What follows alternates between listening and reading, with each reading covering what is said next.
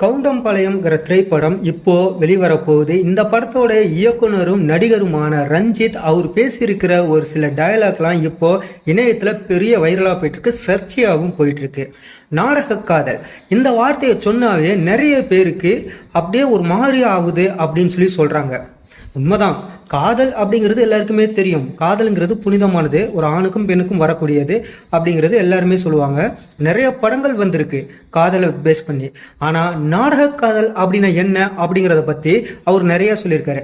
இயக்குனரும் நடிகருமான ரஞ்சித் நிறைய இடத்துல இந்த பற்றி சொல்லியிருக்காரு. நாடக காதலால் நிறைய பெண்கள் பாதிக்கப்படுறாங்க, நிறைய குடும்பங்கள் அழிஞ்சு போயிருக்கு அப்படின்லாம் சொல்லியிருக்காரு. இந்த படமும் கவுண்டம்பாளையங்கிற திரைப்படமும் அதை பேஸ் பண்ணி தான் இருக்கும்னு சொல்லியிருக்கிறாங்க.